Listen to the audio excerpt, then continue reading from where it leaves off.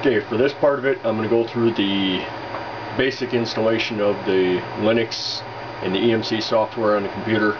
I'm not a Linux guru. I don't know a lot about Linux. I'm a Windows guy for some reason, even though Linux is free. So, download the ISO, put it in the root of your C drive, burn the ISO to a CD, leave the copy of the ISO on your C drive in the root. After you get the CD burned, copy the WUBI file, W-U-B-I, Windows, Unix, or Windows Ubuntu something installer. I don't know what it is. Put that right next to the ISO file.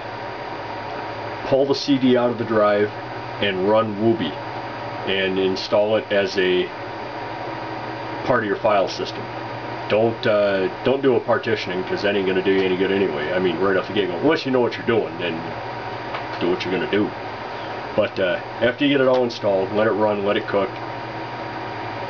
I'm gonna turn it over to the screen now, because this is the initial setup. This is what works for me. Might work different for you, but take that for what it's worth.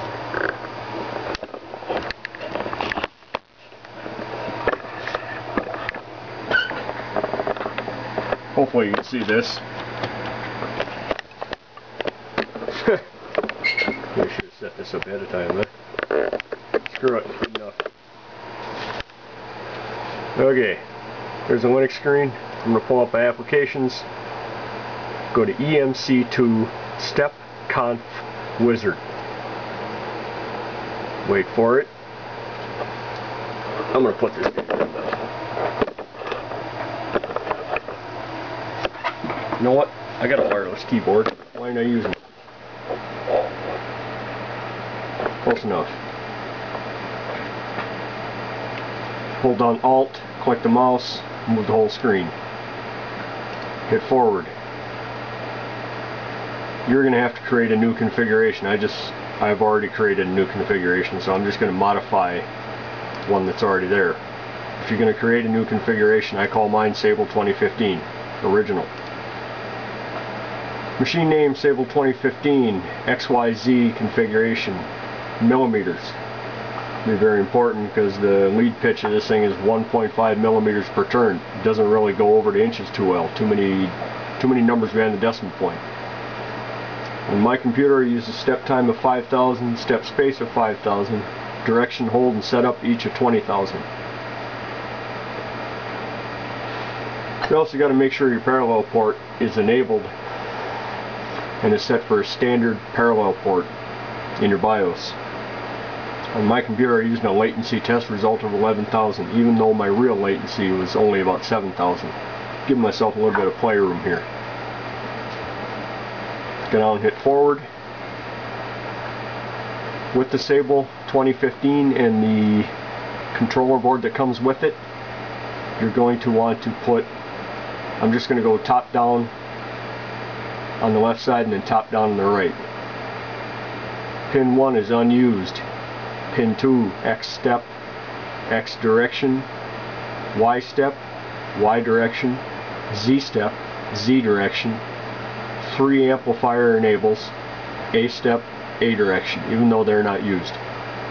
And the whole right column is unused. Click the Include Custom HAL configuration and invert the 2nd, 4th, 6th, and 8th one. Click forward. On my particular machine, 200 steps per revolution, 1, 1, 1, 1.5 millimeters per rev, 7.5 millimeters per second, acceleration of 8 millimeters per second. Home location, because I don't have a limit switch hooked up, is 0, and the table travel is 0 to 8. That'll also depend on your particular setup.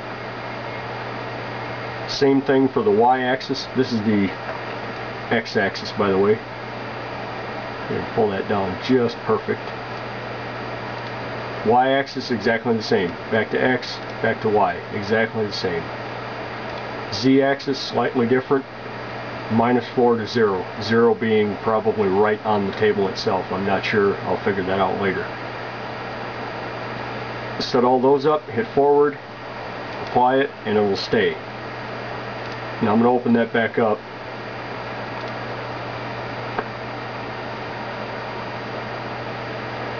By the way, my computer is an old one, uses a Soyo motherboard, 845 chipset, I believe. No. 845-ish chipset. It's a I don't remember what kind of chipset it is. Doesn't matter. It's only a 2.4 Celeron processor, 1 gig memory. I'm using a NVIDIA 7600 GS AGP video card. So nothing special here. There's a lot of guys that have been running these things on P2. You know, remember the old Celeron 300A that you could overclock to 450? There's a lot of guys using it on Celeron 300s, working like a champ. I'm going to go back to modify. Same one I had, same settings. Parallel port setup, same settings. And I'm going to go to test this axis. Go over the machine here in a minute.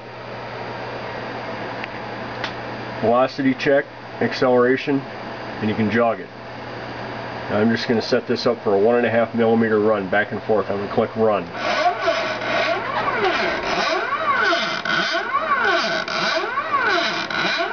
And all that's doing is running back and forth.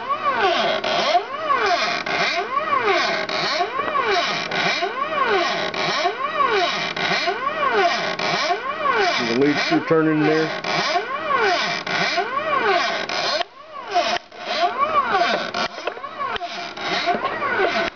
I'm going to stop running it. Okay, now if you just click the arrows, it'll run one direction and run the other direction. I'm going to do the same thing over here.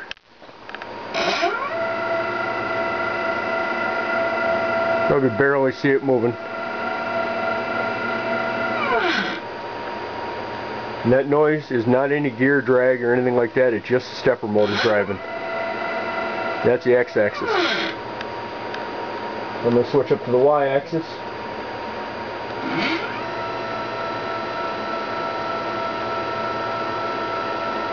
The y-axis moving.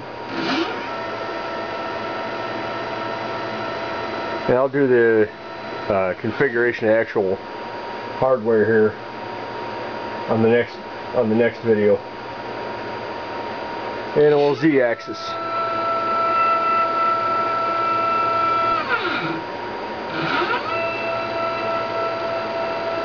So aside from setting up limits, this part of it's good. It's all working, it's all fine and dandy.